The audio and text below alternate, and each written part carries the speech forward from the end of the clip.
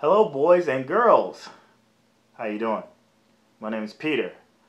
And if you watched Raw Recap yesterday or today, or you're watching it now, and this finally uploads and it's like, whoa, you subscribed and there's a new video, it's because within the Raw Recap, I mentioned something about actually doing a review of the Stone Cold Steve Austin podcast interview with Paul Heyman. Now, there's been a couple of other interviews, say either Stone Cold or Chris Jericho. And sometimes, I want to watch them. Sometimes I do, sometimes I don't. I didn't watch the one with Triple H. I did watch the one with Vince McMahon. And I considered doing a sort of a review of it, but like I was still sort of green doing these, like burping and shit. Still sort of green doing these reviews of Raw and SmackDown. And I was like, well, I don't even know where to start because it's one thing to call action, talk about what's happening in the match. It's another thing to do a review on an actual interview. Like, where are the bulletin points? Where do I talk? Where don't I talk? And I was apprehensive about actually wanting to take notes and possibly doing a review of this. But you know what? I feel like I've been at it for a while now, and I got comfortable taking down bulletins and so forth to be able to actually feel comfortable enough to do it. Now, before I go into it, I just want to let you guys know that you can hit that button below, the subscribe button to the Peter and Jake Talks Wrestling YouTube page. This is one part of consuming the product that is PJTW Central, which is pjtwcentral.com, where you can actually go to various mediums to be able to consume what I do here, and when me and Jake actually get up to do like a discussion or a Raw review. PJTW.com, you can go to YouTube if you're watching on YouTube. If you're listening on SoundCloud, there's a SoundCloud link. There's a Tumblr. If you have a Tumblr account, you can subscribe through Tumblr. And if you have Stitcher Radio. Now I would like to get on Podbean and get on iTunes, but all that is money and time that I don't really have to figure all that shit out, or the money to even subscribe. Granted, I do have other bills, but before all the jaw jacking. But what I wanted to say is, go to the website, find your the way to consume this, and subscribe. And share with your friends and like and comment, because I'm still waiting for comments, or I see a consistent amount of people watching or listening. We could do better on the YouTube page. The SoundCloud page could also do better. But my Cena reaction video, I just checked, there's 200. You got people who have reaction videos that are in the thousands. Again, I'm pretty new to this. It's 41 weeks into doing podcast and video stuff, and hopefully by this same time next year, things will probably be better, because I'm not going to give this up. I absolutely love doing this. And just to let you know, I'm 6'6", right?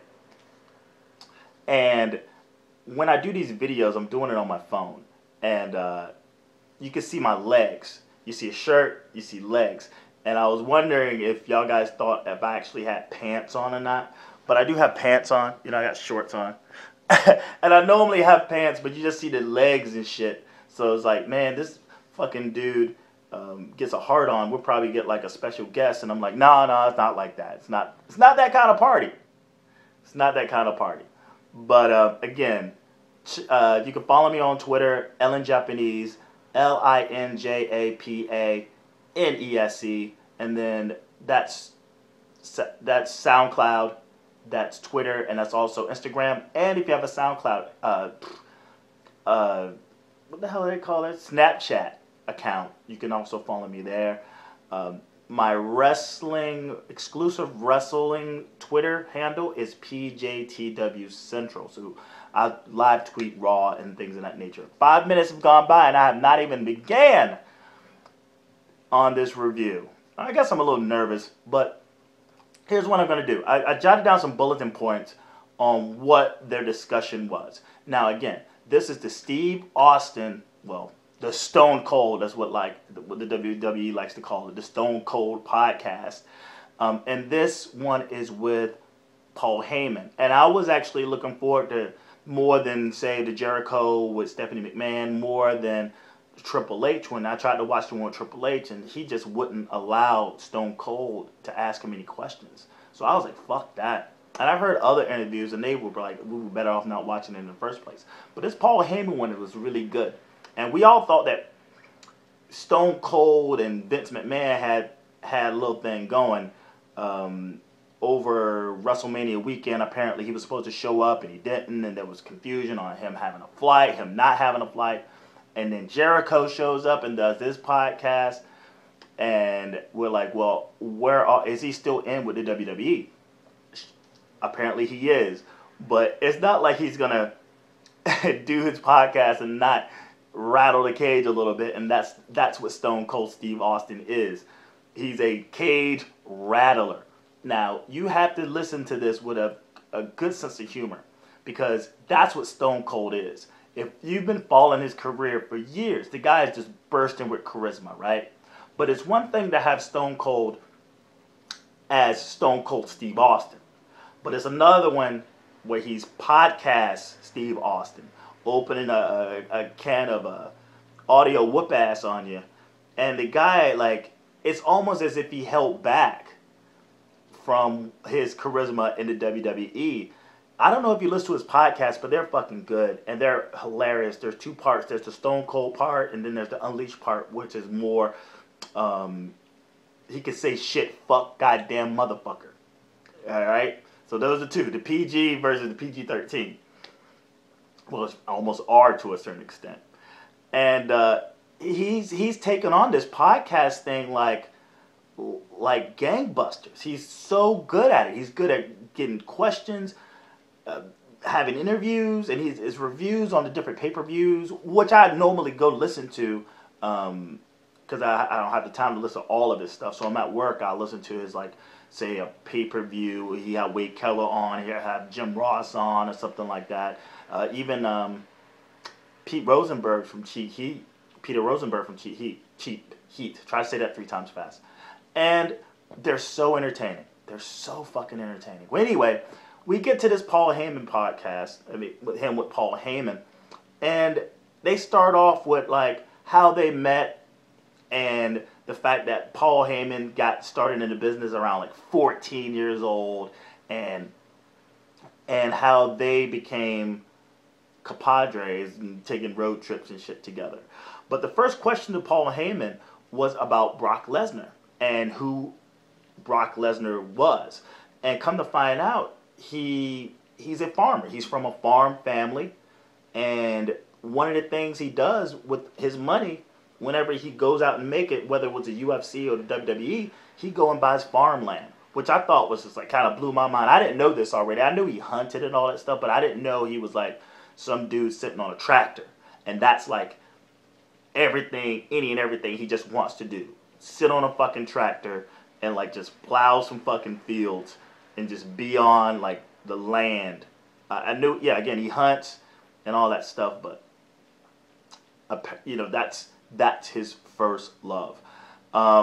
He goes to talk about his career, the UFC versus the WWE, and what he did for the WWE and what he's done for UFC, basically while he had that ticculitis. I can't say the name of it, but it was like a stomach sickness that he had, which resulted in him actually having a piece of intestine taken out.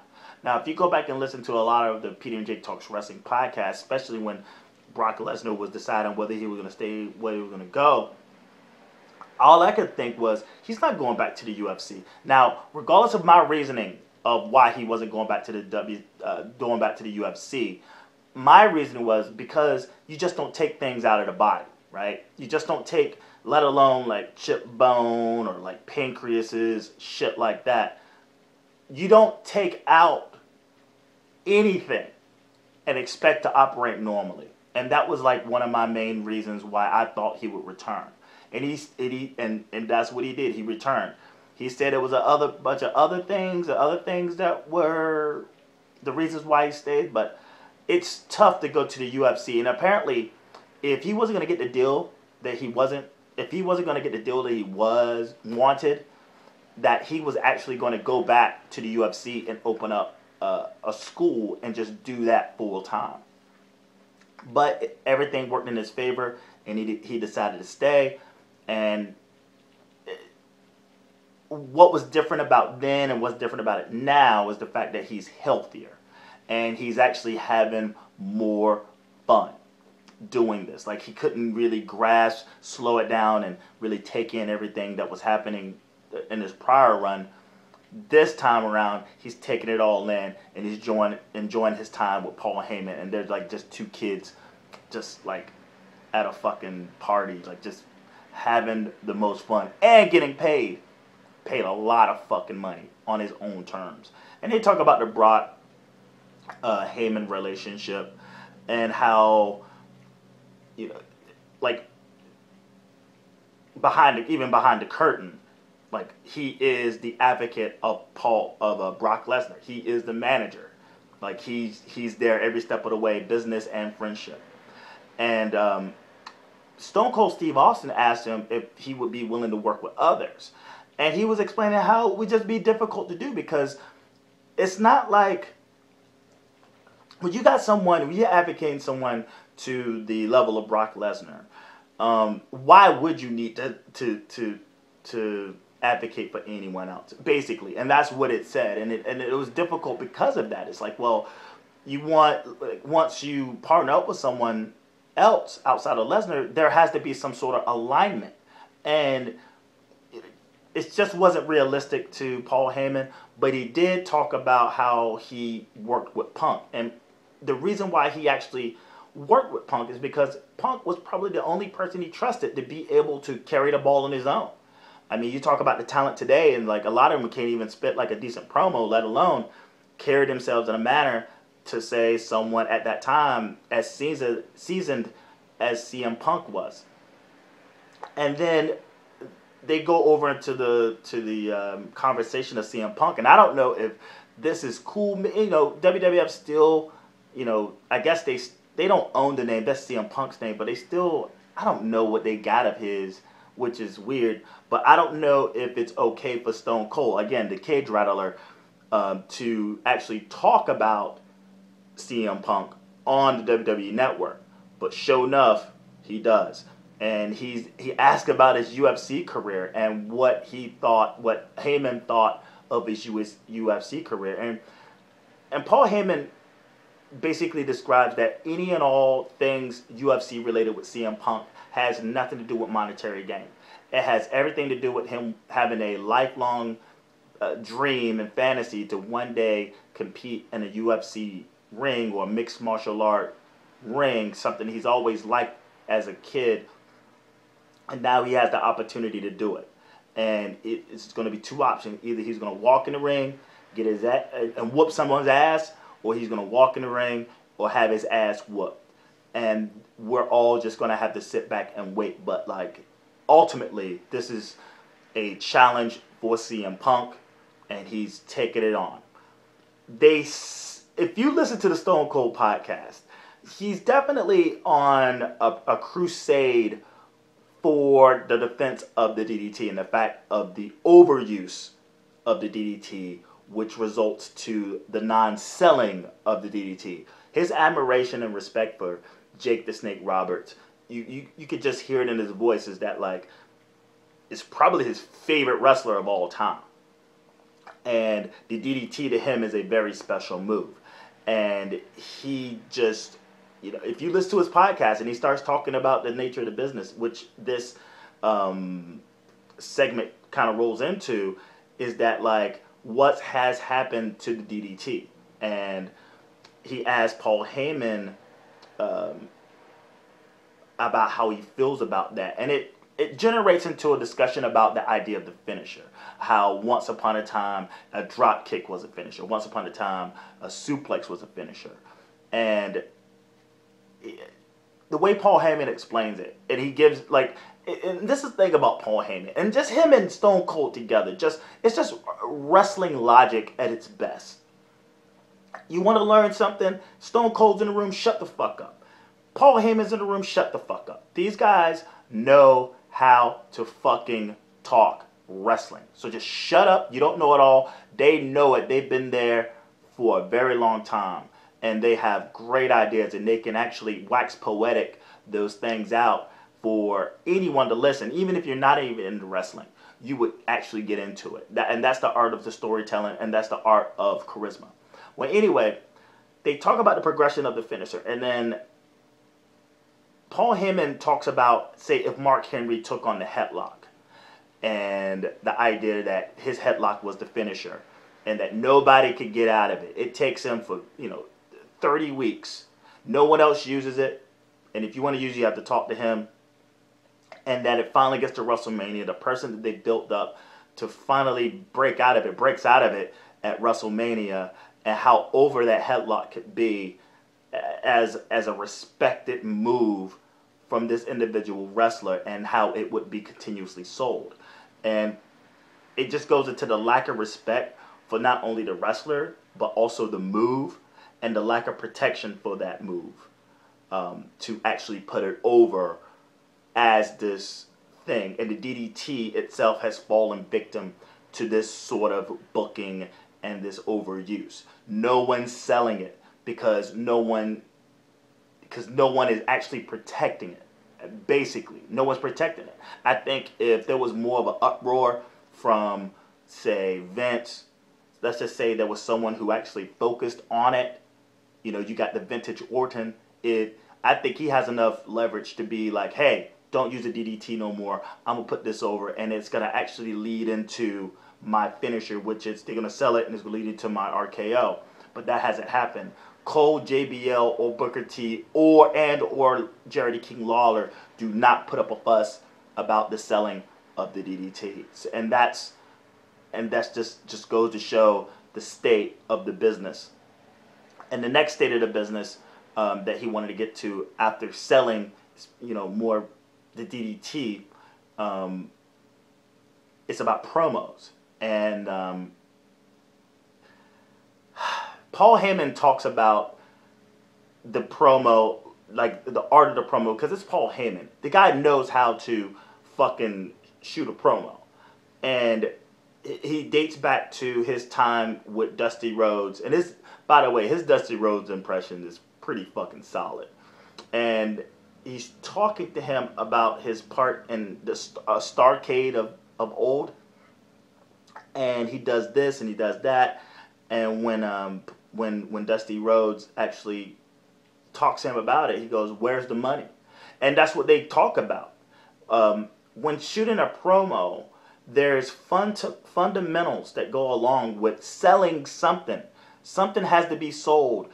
Person has to buy tickets to see and hear what's being sold. And if there's no money to your promo, then 9 times out of 10 it's not going to go over the crowd as much as it should.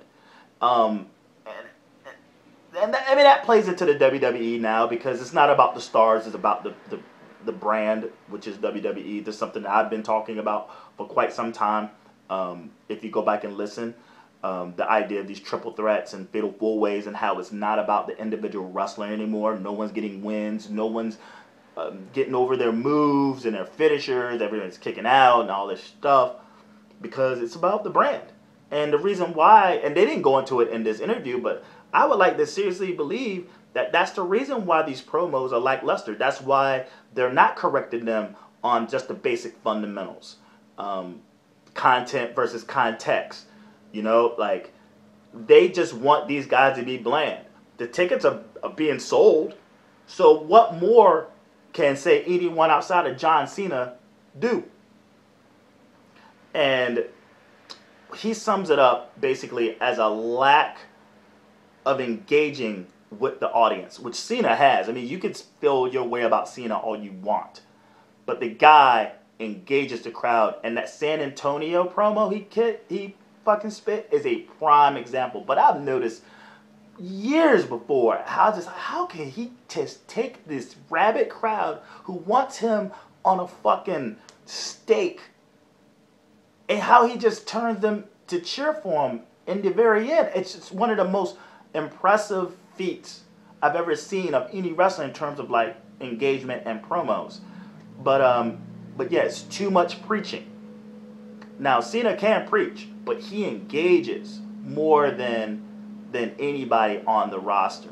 But like yeah, and he gives a great example about like when a wrestler comes out last week on Raw. The fuck? This fucking machine. Sorry, machines. Last week on SmackDown, I was angry, and this is why. And it's like, yeah, like I don't want to hear that. He gives his examples like, "Hello, I'm Paul Heyman. I'm the advocate of Brock Lesnar." You know, it's ways to engage the crowd. You got to sell it. You got to where is the money, and that's if you if you're watching this or you watch that, just pay attention to that, because that's key to a wrestler's money making ability, being able to engage and not just preach and just sounds like wet fish out there.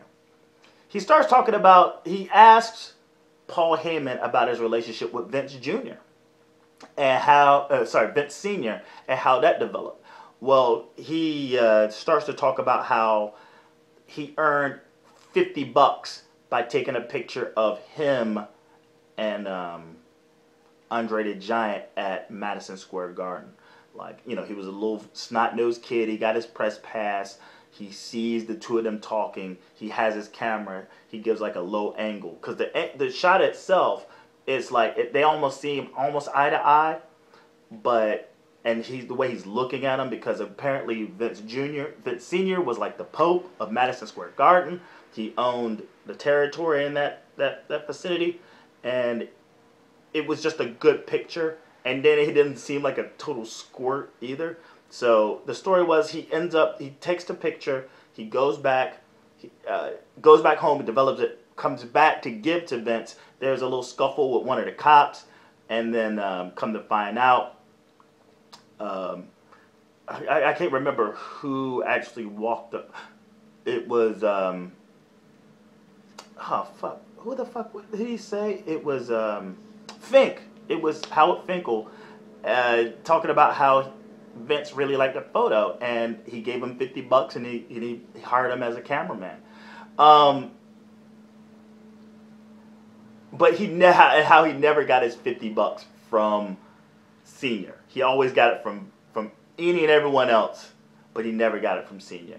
And then they went and talk about the territories of today, the territories then, and then versus the WWE today, and how Vince took on the territories and how he would have done anything different, being that the story of wrestling distribution and cable, and how territories basically became national things, and how Senior was very, very loyal to his territory, and how he had respects to other territories, whether it was Vern Gagne, whether it was Jim Crockett, or even the Van Eriks down in Texas. But once Junior got his hands on it, how everything changed. And what Senior would have done it, we don't know, but how he would have done it.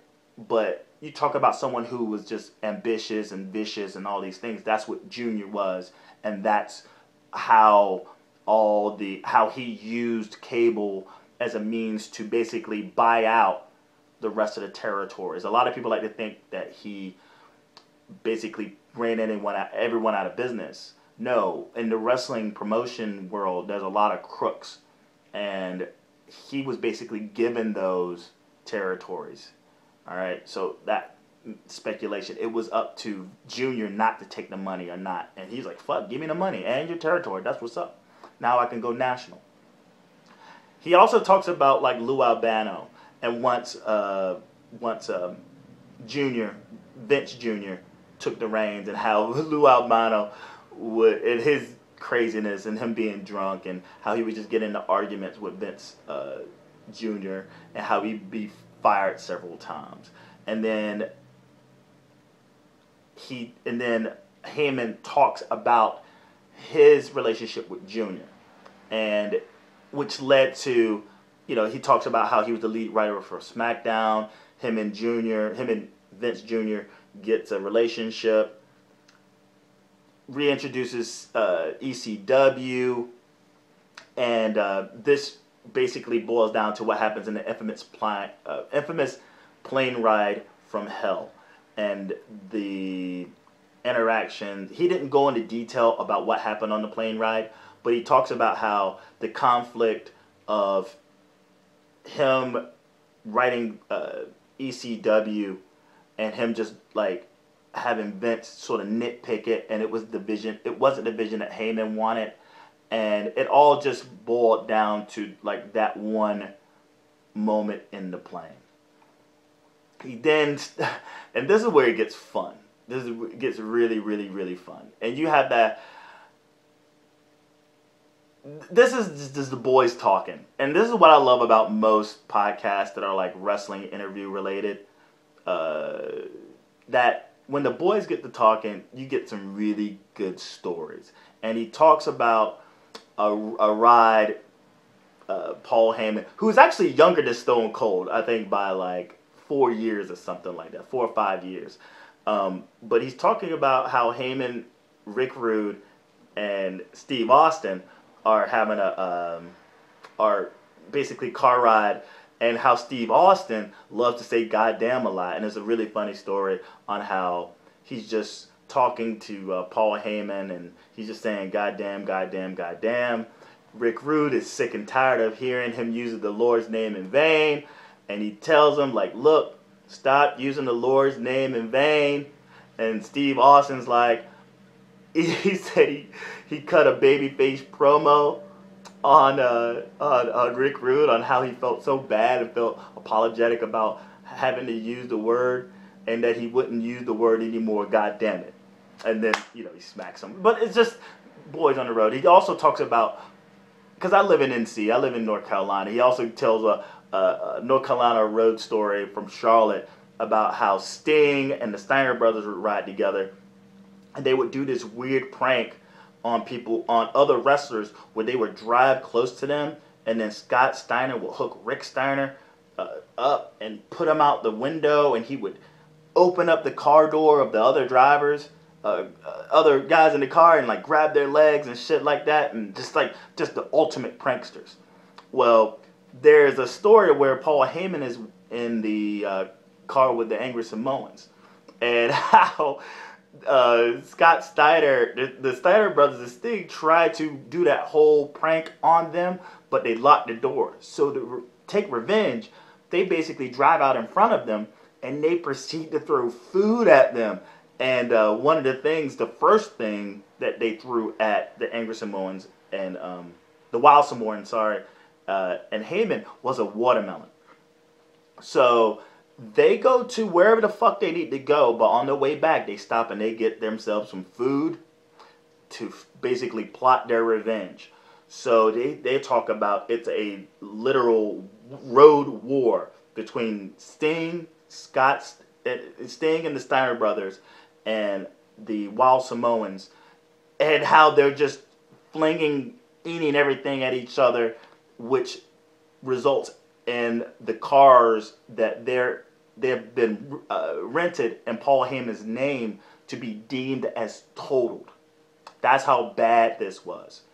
Something like this today wouldn't fly over so well. But that's the craziness of what was going on back then, especially with the wrestlers and them, ribbing one another. And Heyman, to this very day, cannot rent a car in the city of Charlotte. Now, this is where the fun part comes, and we're right at the end, and I thank you so much for listening. But right at the end, Paul Heyman's like, well, they got 10 minutes left. He's like, hey, let's role reverse. Let me ask you some questions, right? So he asked him, first, how do you feel about John Cena using the stunner? He's like, man, I don't care about John Cena using the stunner. It's the fact that no one's selling it. You know, no one's selling it. So, you know, have them sell my motherfucking move, and you know, let's keep it moving. And then the big question: how would you feel, Stone Cold Steve Austin, about headlining WrestleMania 32 against Brock Lesnar? And man, oh man, all you have to do, I think, because I just finished watching it, and I know I rewound it like 5 times. Because he's like, I will whoop Lesnar's ass.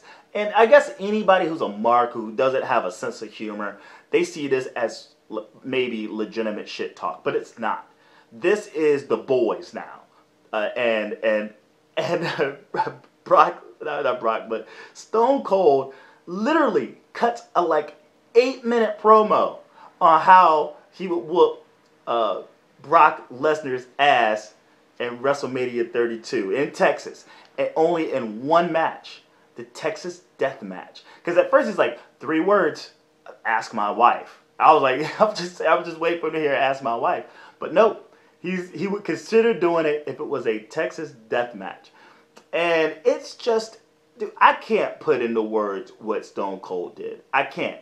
All I suggest you is just find a clip. Go look at it on wherever sources you get your like wrestling uploads. Go to the last 10 minutes of that interview and just listen to the pure comedy and the pure serious comedy of Stone Cold Steve Austin shooting a promo on Brock Lesnar. Then he shoots one on Paul Heyman, and it's gold. It's fun. This is what's lacking in wrestling today. Fun. I mean, I digress. All I'm saying is, I didn't come out of this thinking this is that idea of a Texas death match between Stone Cold Steve Austin and Brock Lesnar could actually happen. I would like to see it. Maybe other people won't like to see it, but I like to see it. Let's have some fun. I imagine it'd be probably one of the most entertaining matches we'll ever see in our entire life. But that aside, it's just that moment in the interview that's just so entertaining. Just to hear Stone Cold get revved up as if he never left the ring, right? I mean, he's like, yeah, you got me, you poking the bear right now. I ought to throw you out a window. Like, I'll whoop his ass. I hate to, for y'all to go all out your way to come down to Texas only to get a can of whoop ass open on you. It's just pure greatness. And it's all just a shoot. That's all it is. It's just a simple shoot. And it just goes to show that Steve Austin's still in his blood. And regardless of how long he's been out of the ring, that guy is a wrestler in his veins, in his blood, in his system. He takes a shit and it's a suplex. He pisses a Stone Cold Stunner, right? Motherfucker eats headlocks. You know, like it's still in his blood. And that was the cool part about the end of this, is that he still got that fire. So whether this match happens or not, he still has that fire. And I wouldn't rule it out. If there was a 99.9% chance that it won't happen, you look out for that 0.1% for it actually would happening. All right. And I'll end it with that. Thank you so much for watching and listening. I'm going to upload this to SoundCloud as well, to my review of the Stone Cold Steve Austin podcast featuring Paul Heyman. I hope it came off well. This is my first interview podcast review thing, and I only hope to get better at these. Again, go back and watch the other videos. Go to pjtwcentral.com and look at and find your means of being able to listen and watch the content on here. Hit that subscribe button, comment, leave a message, share. Find me on Twitter, Ellen Japanese, LINJAPANESE. Also, PJTW Central on Twitter. If you want to find other means to just see my zaniness, go to Ellen Japanese at Twitter, also Instagram and Snapchat, and yeah, man, and plus go back and check out my reaction, check out my Raw recap, check out my live reaction to the Cena versus Kevin Owens match. I have that one sectioned by itself because it's like a really funny reaction that I do. Go check out the full reaction video of Elimination Chamber. It's time coded, so you can just press, which match you want to see and see my live reaction if you don't want to go through the entire thing. Also, tomorrow will be the full review of both last night's Raw in San Antonio and Corpus Christi's Elimination Chamber 2015. The full review. Peter and Jake Talks Wrestling.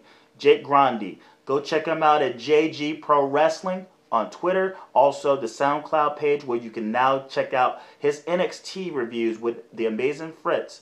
And it's called Faster Than the World. It was on this page, but now it has its own home.